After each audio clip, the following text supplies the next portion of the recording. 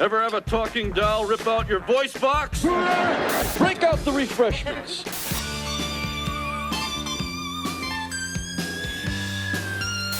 Remember those weird ALF moments you loved, but somehow never really knew? In the 80s, ALF facts weren't just trivia. They were part of after-school laughs, family nights, and a TV alien who felt oddly real. But what if the parts we missed say more than the ones we remember? You would not believe what was hidden right beneath Alf's fuzzy little feet. Underneath the colorful suburban living room set was an entire maze of trapdoors, cutaways, and one cramped hatch that turned out to be a puppeteering command center. And that hatch? It was how Paul Fusco, the voice and hand behind ALF, operated the alien every single day. There was no air conditioning, no space to move, and absolutely no light except what leaked in from above. Fusco would lie flat on his back in that tiny space, holding Alf upright through a hole in the floor, like some underground wizard casting sitcom spells. That is how Alf walked, waved, and made all those ridiculous cat jokes. The production team built the set 5 feet off the ground just for this reason. Every scene with ALF meant that actors had to hit marks that were surrounded by traps. They were not just acting. They were performing choreography, dodging trapdoors, cables, and carefully concealed cutouts, all while pretending like nothing was strange. Even a single missed step could crash right through the plywood and into Fusco's puppet hatch. There are behind-the-scenes photos of Fusco lying completely still between takes, with only ALF's head poking out from a living room table or poking up behind a couch cushion. You can imagine how disorienting it must have been, hearing the director call action while staring up at floorboards from the shadows. Paul Fusco operated ALF with one hand, voiced him in real time, and still managed to deliver those perfectly timed punchlines with the same charm every week. He never left that hatch during taping. Bathroom breaks and food had to wait until the end of a scene. It is wild to think that one of television's most iconic characters was born in a dark box on the underside of a fake house. But that little hatch brought ALF to life in a way that puppetry almost never gets to do. It was all physical, all real, and 100% handmade. There was no CGI, no doubles, no green screens, just a guy in a box telling jokes through a sock with ears, and we loved every second of it. If you thought acting in a sitcom was all bright lights and easy laughs, think again. The ALF set was more like a construction site than a soundstage. Because of the way ALF was puppeteered, the entire floor had to be 5 feet off the ground, filled with holes and trap doors where Paul Fusco could pop up with the puppet. That meant every single actor on the show, Max Wright, Ann Shadeen, Andrea Elson, had to perform while walking around literal booby traps. And they were doing it in front of a live audience. There were no marks they could step off of, no safety nets, and no rehearsal space that matched the real thing. Imagine acting out a family dinner scene while constantly scanning the floor to make sure your next step did not end in a sprained ankle. That is exactly what it was like on the ALF set. Crew members had to warn guests, extras, and even the directors about the danger zones on set. And sometimes, even that did not help. Max Wright reportedly hated working on ALF, not just because of the puppet stealing the spotlight, but because he was genuinely afraid of the set itself. He once snapped on set and stormed off after tripping near one of the openings. Tension was so high that some actors refused to rehearse fully, instead running lines off to the side and stepping in only when the cameras rolled. That kind of pressure builds up, and it definitely did. Behind the scenes, there were strict rules about lighting and camera angles. Every movement had to be carefully blocked to avoid revealing the puppet holes or ruining the illusion. Add in the tight filming schedule and long hours, and you start to understand why the ALF cast looked exhausted by season 3. But through it all, the audience never knew. We saw a cozy living room, a sarcastic alien, and a family just trying to get through dinner. In reality, they were walking a tightrope over a puppeteer jungle. The laughs were real, but so were the bruises. Alf may have been the main character, but surviving the set took real acting. You ever fix something with fishing line? Not duct tape, not glue, actual fishing line. That is how the ALF puppet was once held together. On a tight budget and an even tighter timeline, the production team had to make do with what they had. That meant using tackle box supplies to keep one of the most famous puppets in television history from falling apart in the middle of a shoot. And the wildest part? It actually worked. ALF was not just one puppet. There were multiple versions. One full-body ALF for wide shots, one head and shoulders puppet for most scenes, and a few backup pieces in case anything broke. But despite all those backups, the main puppet still took a beating. The felt wore down, the eyes got scratched, and the mouth mechanisms would jam during rehearsals. When that happened, the crew would grab a sewing kit, a roll of fishing line, and a flashlight and patch him up like he was an old pair of boots. There were nights where Paul Fusco would stay after hours with the effects team, rethreading wires and tightening joints just to get ALF's mouth to open right for the next shoot. They could not afford to replace parts too often. The ALF puppet cost tens of thousands of dollars to make, and a single damaged piece could delay an entire episode. One time, ALF's ear ripped clean off during a take. And how did they fix it? Fishing line. They stitched the ear back on and continued filming like nothing happened. Viewers at home had no idea. The puppet looked the same, sarcastic, furry, and grinning like always. That kind of behind-the-scenes problem-solving happened constantly. From stuffing socks into the puppet's body for extra volume, to using black thread to keep his fingers in position, ALF was a Frankenstein of quick fixes. But that was part of the charm. This was not a sleek, modern effect. This was television magic held together by thread, tape, and a lot of caffeine. It makes you appreciate just how much work went into every eye roll and one-liner. ALF might have looked effortless, but he was patched, stitched, and literally tied together behind the scenes. Somehow, that made him feel even more real. There was a time when ALF never even made it to Earth. Before he crashed into that suburban garage in the first episode, he was just Gordon Shumway, a sarcastic, troublemaking alien living on the planet Melmac. And believe it or not, there was an entire animated series dedicated to that version of ALF. It was supposed to show us what life was like back home, before the spaceship, before the Tanners, before the cats. But here's the weird part. The show got canned before most people even knew it existed. Titled simply ALF, the animated series, the cartoon aired in the late 1980s as a prequel to the live-action show. It was loud, colorful, and filled with the kind of offbeat alien culture that only the writers of ALF could cook up. Think of it like Saturday morning television meets cosmic absurdity. Melmac had its own holidays, foods, and even a national anthem. And of course, ALF, or Gordon, was at the center of it all, pulling pranks, dodging homework, and daydreaming about snacks that would make humans gag. The show gave us Melmac customs we never saw in the live-action series. There was a booyah ceremony, garbage that doubled as delicacies, and political satire that somehow made it past the censors. There were Melmacian sports, strange weather patterns, and a pet called Neep that made Earth cats look like golden retrievers. The cartoon even had its own set of recurring characters, including ALF's parents and friends, who looked like rejected Star Wars creatures but talked like they were from Brooklyn. But even with all that imagination, the show only lasted a single season. Ratings dropped, the network lost interest, and the series was pulled before it could finish telling its story. A follow-up cartoon called ALF Tales, where ALF spoofed classic fairy tales, tried to keep things going, but it fizzled just as fast. Today, both shows are a footnote in television history. Most fans never saw them. Fewer remember they ever existed.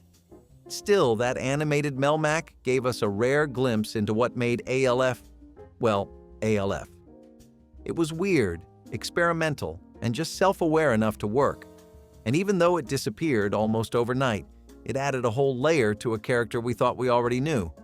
Turns out ALF was weird before he ever touched down on Earth. Okay, this one's going to sound fake, but ALF had a rock album. Not a song, not a guest feature. A full-blown, vinyl-pressed, studio-recorded novelty record with ALF on lead vocals. It was called ALF Sings, and it featured the alien crooning out pop hits, weird ballads, and original songs that sounded like karaoke on a spaceship. And the wildest part, it kind of slapped. Released in the late 1980s, the album was part of the full ALF merchandise explosion. T-shirts, dolls, lunchboxes, you name it, they made it. So why not a music album? After all, ALF was already cracking jokes and making wisecracks on television. Giving him a mic just seemed like the logical next step. The producers leaned all the way in on the gimmick, and what they got was pure, chaotic brilliance. The album included covers of old-time rock and roll and Born to Be Wild, along with original songs like Melmac Girls and Lucky Day. ALF's voice, provided of course by Paul Fusco, was somewhere between lounge singer and stand-up comic. He did not really sing as much as he narrated with melody, but somehow it worked. The songs were catchy, full of bizarre alien commentary, and surprisingly well-produced. They sounded like something you would play at a retro dance party just to watch your friends lose their minds. And it was not just a one-off. The album had a full promotional rollout, including commercials, radio ads, and posters. ALF was treated like a real artist. Fans could even buy a cassette version to play in their cars. Imagine driving down the road, windows down, blasting Melmac Girls like it was the summer anthem of 1988. People actually did that. Even the cover art was amazing. ALF posed like a rock star, sunglasses on, holding a microphone like he was about to headline Madison Square Garden. It was ridiculous. It was sincere. It was ALF. ALF Sings was one of those pop culture oddities that should have crashed and burned, but somehow it did the opposite. It became a cult hit, the kind of thing fans passed around at parties or pulled out as a joke that turned into a full listen. It is just more proof that ALF was not confined to a living room set. He had a life, he had a planet, and yes, he had a record deal. You know those actors who stay in character between takes? Paul Fusco was that times 10. Not only did he voice ALF on screen, he stayed in character as ALF off screen too. We are talking interviews, press junkets, promo spots, and even blooper reels. ALF was not just a puppet. He was a living, breathing, wisecracking alien from Melmac. And Fusco made sure that nobody ever saw the seams. It started with the show's very first season. Fusco believed that the magic of ALF only worked if people believed he was real. So whenever the puppet was on set, Fusco would speak as ALF. Crew members would direct ALF, not Paul. Guest stars would be introduced to ALF, not the man beneath the floorboards. If you tried to talk to Paul while the puppet was on his arm, you would not get a response. But ALF might chime in with a sarcastic comment about your shoes. This commitment was more than just a gimmick, it was the brand. Fusco did radio interviews as ALF. He appeared on talk shows including The Tonight Show, never once breaking character. It was like watching Jim Henson, except if Kermit had a Brooklyn accent and made fun of your mom. And somehow it never got old. Some of the cast found it exhausting. After all, it is hard enough working with a puppet without also pretending he is real during lunch breaks. But for Fusco, it was all part of the illusion. ALF was not just a show. It was an experience. Kids wrote letters to him. Adults invited him on TV specials. And through it all, Fusco kept the wall up. No winks, no nods. Just ALF. There is a story from a charity event where ALF met with children in a hospital. Fusco stayed in character the entire time, even pausing mid-joke to check in with Melmac headquarters.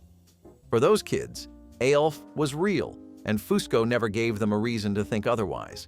That level of dedication is rare, even in Hollywood. But it is probably why ALF felt so real to so many people. He was more than a puppet. He was a personality.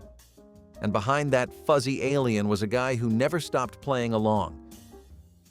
You probably knew ALF as the furry, sarcastic alien who loved eating cats and hiding in laundry hampers. But did you know he had a full human-style name? That is right.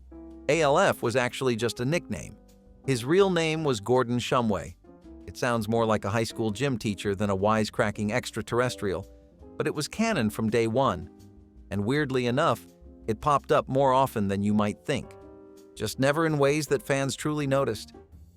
The name Gordon was revealed early in the series, mostly during quiet moments when ALF would refer to his past life on Melmac. Friends, family, even the occasional government agent would call him Gordon. It was not a joke or a throwaway line, it was his real identity. ALF actually stood for Alien Life Form, a name given to him by Willie Tanner when he first crash-landed in the family garage. But Gordon Shumway? That was who he was before the crash, before the sitcom, before the chaos. Shumway was a surname chosen by the show's creators because it sounded completely unremarkable. No zaps, no space dust, no flashing neon signs. Just Gordon Shumway from the Lower East Side of Melmac, population exploding. The contrast between this incredibly average name and ALF's chaotic personality was part of the joke, but most viewers missed it entirely. You could hear it tucked away in background dialogue or see it listed on government documents during special episodes. Occasionally, ALF would even refer to himself in the third person as Gordon when talking about his younger years or old Melmac traditions. And somehow, it always made him sound more ridiculous and more real at the same time. In some expanded universe stuff, yes, that exists. Like comics and books, the name Gordon Shumway got more use. Fans who collected those obscure side projects often had no idea they were reading about the same alien they watched every Monday night. The best part? There were even people who grew up watching ALF and never knew his real name. It was a secret hiding in plain sight. The kind of detail that makes you pause and ask, wait, did they really say that? Yes, they did. Multiple times. Gordon Shumway. The alien, the legend, the name no one ever remembers. If there was one thing the 1980s did not hold back on, it was weird celebrity crossovers. And ALF might have had the strangest one of all. In the middle of his run as America's favorite sarcastic alien, ALF made an unexpected cameo in a national anti-drug PSA. Yes, the same alien who once built a cat-snaring trap in a kitchen cupboard was now helping fight substance abuse, and he was not alone. This campaign was called Cartoon All-Stars to the Rescue, and it was one of the most bizarre assemblies of fictional characters ever put on a television screen. The lineup included Alvin and the Chipmunks, the Muppet Babies, Slimer from Ghostbusters, Bugs Bunny, the Teenage Mutant Ninja Turtles, and somehow ALF. It aired in 1990 as a televised event and was even introduced by then-President George H.W. Bush and First Lady Barbara Bush. The plot involved a young boy falling into drug use and being visited by a cavalcade of animated icons who tried to steer him back to the right path. ALF popped up through a poster on the kid's wall and immediately started cracking jokes about weed, temptation, and making better choices. He even told the kid flat out that drugs were for losers, in that classic ALF tone that somehow made you laugh and nod in agreement at the same time. It was surreal. This was not just a short clip or commercial. It was a full episode-length special, promoted on multiple networks and viewed by millions of children. The tone swung wildly from slapstick to serious, often in the same breath. And ALF, standing among a chorus of animated moralists, somehow felt both completely out of place and totally perfect. What makes this even weirder is that ALF had no real history of promoting values or lessons on the show. He was more likely to steal a pizza or hide under a table than deliver a message about peer pressure. But in that PSA, he stepped up, looked straight into the camera, and told kids not to do drugs. It was jarring, oddly effective, and very much a product of its time. Today, it feels like something you dreamed after watching too much Saturday morning television. But it was absolutely real. ALF, the alien, became ALF, the role model. Just for a moment. ALF had his own talk show, not a fictional one on Melmac, not a skit or parody, an actual late-night style talk show, filmed in a real studio, aired on national television, and hosted by a puppet. In the history of surreal television moments, this one deserves its own trophy. It was called ALF's Hit Talk Show, and it aired in the early 2000s as a short-lived experiment on the Fox network. The idea was simple: bring ALF back, but this time as a host. Instead of dodging the Tanners or hiding from government agents, ALF now wore a suit jacket, sat behind a desk, and interviewed real celebrities in front of a live audience. The result? Absolute chaos. The show had a traditional late-night format: monologue, interviews, musical guests, the whole deal. But every part of it was filtered through ALF's personality, meaning nothing was normal. Guests like Drew Carey and Tom Green showed up and actually played along, answering ALF's ridiculous questions with deadpan seriousness. At one point, ALF asked a guest if they had ever been to Melmac. When they said no, ALF replied, "Lucky for you, we ran out of toilet paper in 1982. The production design was slick, the lighting was legit, and the jokes, while offbeat, hit more often than they missed." ALF even had a sidekick, a human named Ed McMahon, best known as Johnny Carson's longtime announcer. That is right. The guy who introduced "Here's Johnny" was now playing second fiddle to a puppet alien with fur and a cat problem. The strangest thing? It kind of worked. For a few episodes, ALF's hit talk show became one of those late-night curiosities that had people whispering, "Wait, is this real?" It felt like flipping through channels and landing on a fever dream. But it was real. And for a few weeks, ALF was back in the spotlight, talking trash, making jokes, and doing what he did best: commanding the room with total weirdness. The show only lasted a handful of episodes before being quietly pulled from the lineup. Maybe it was too strange. Maybe people just were not ready to let ALF back into their lives. Or maybe, like all great cult moments, it burned bright and fast. Either way, the alien from Melmac had one final bow as the host of his very own late-night circus. There is something weirdly comforting about the idea that sitcoms are filmed in order. Start with breakfast, end with a group hug, and call it a day. But ALF was not your average sitcom, and its production schedule was anything but simple. In fact, the set was so complicated that episodes were rarely filmed in sequence. That is right. The scenes you watched back-to-back on screen were often shot days apart, stitched together in post-production like a sitcom jigsaw puzzle. Why? Because ALF was not just a puppet. He was a puppet with wires, trapdoors, hidden tunnels, and a crew of operators crawling underneath the stage like stagehands in a Broadway nightmare. The set was built 5 feet off the ground to give the puppeteers room to work.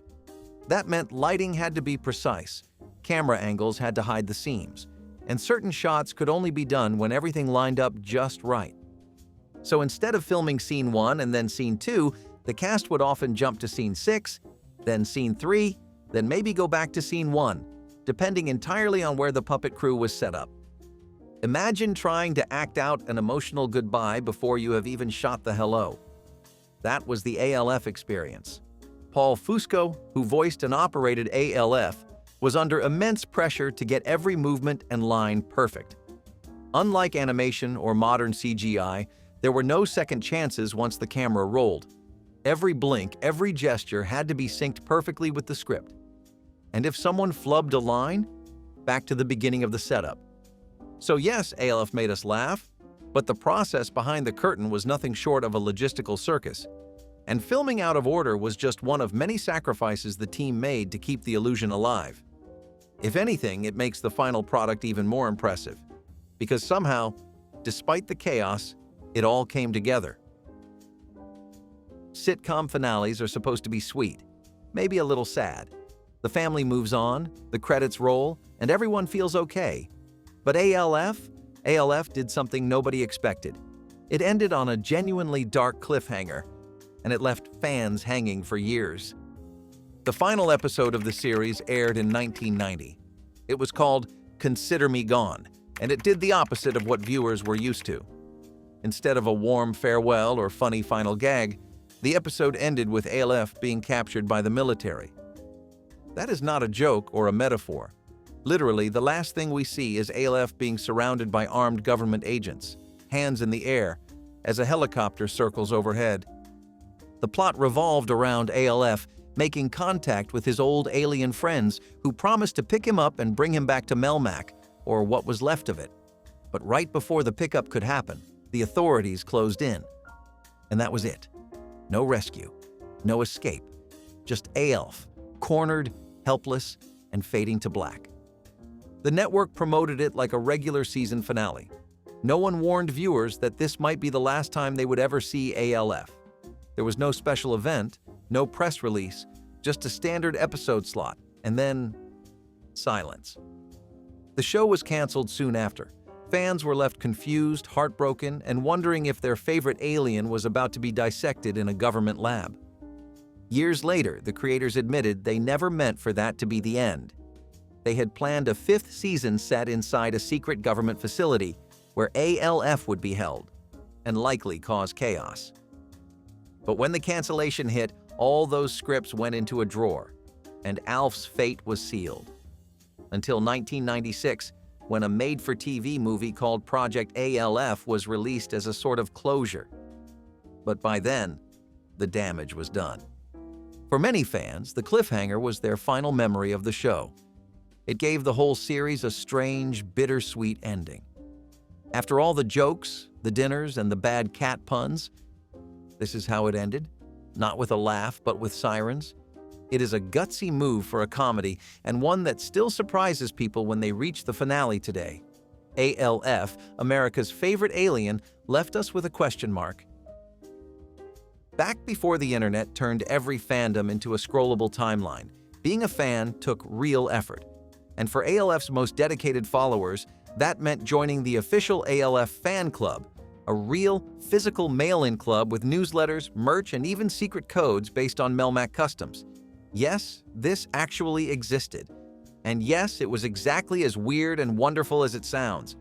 You would send in your application, usually cut out from a cereal box, magazine, or an ad during Saturday morning cartoons. A few weeks later, your membership packet would arrive in the mail. Inside, you would find an official ALF fan card, some stickers, a welcome letter signed by ALF himself, and a decoder ring that looked like something out of a spy movie, if the spy were a fuzzy space alien with a meatball addiction. The newsletters were packed with exclusive trivia, corny Melmac jokes, puzzles, and even recipes for fake alien food. Fans could learn how to make space slop or Melmatian mystery stew, which mostly consisted of normal human ingredients dressed up with silly names and neon-colored food dye. Kids loved it. Parents rolled their eyes. It was perfect.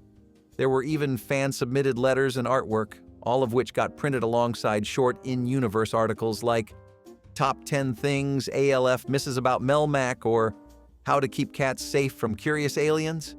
Every newsletter had its own Melmacian phrase or riddle you could decode using the secret ring. And if you managed to solve all of them by the end of the year, you got a bonus mystery item in the mail, usually a poster or limited edition sticker. The whole experience felt like being part of something hidden, something just for you. You were not just watching ALF on television. You were living in his world, learning his language, eating his food, dressing in his merch. For a generation of kids, it was the first taste of immersive fandom. And for those who kept the old decoder rings or tattered newsletters, you are not just fans. You are veterans of a fandom that knew how to have fun, with a side of weird. Of all the weird running jokes in ALF, the one that sparked the most confusion and a little controversy was his obsession with eating cats. It started as a throwaway gag. ALF came from Melmac, where cats were considered a delicacy. But that simple joke turned into a recurring bit, with ALF constantly trying to trap, cook, or snack on the Tanner's pet cat, Lucky. Some viewers found it funny. Others? Not so much. Animal welfare groups were not thrilled about the message, even if it was just a puppet and some sitcom mischief. Letters were sent. Complaints were made. ALF was never shown actually hurting a cat, but the idea itself, especially played for laughs, did not sit well with everyone. And for kids watching at home, the humor sometimes got lost in translation. Parents found themselves explaining that no, ALF wasn't really going to roast the family pet. Eventually, the show toned the joke down, making it more of a background quirk than an active storyline. But by then, the damage, or at least the weirdness, was done. Cat-eating alien stuck in the public's memory, sometimes even more than the actual plot of the show. It became part of ALF's brand, for better or worse. Looking back, it is one of those sitcom relics that could only exist in the 1980s. Odd, edgy, and just innocent enough to slide by. It made ALF weird. It made him unpredictable. And it definitely made a few cats very nervous. You might think a puppet sitcom about a furry alien would be harmless fun. But ALF actually got banned in several countries, mostly due to his irreverent behavior and jokes that did not exactly translate well across borders. Some international broadcasters felt the show pushed the envelope a little too far, especially for a series that aired during family primetime. The humor was a mix of sarcasm, casual disobedience, and anti-authority wisecracks. ALF constantly talked back, broke rules, and generally caused mayhem, all without real consequences. In the United States, that played as cheeky fun. In other countries, it looked like a bad influence. Broadcasters worried that younger audiences might mimic ALF's behavior, especially since the alien was presented as lovable, not dangerous. There were also cultural differences in how science fiction and satire were handled. ALF's brand of comedy was very specific to 1980s American sensibilities, fast-talking, slapstick-heavy, and often packed with subtle jabs at politics, family life, and even the military. In more conservative or heavily censored markets, that tone felt like a red flag. So ALF quietly disappeared from TV schedules in places like certain parts of Scandinavia, Asia, and the Middle East. It was not a big news story, just a few lines buried in entertainment reports. But to fans in those regions, it meant one thing: the alien was gone. Turns out, even space travelers are not immune to getting kicked off the air. If ALF ever made you laugh, drop a memory in the comments, like the video, and subscribe for more strange TV stories.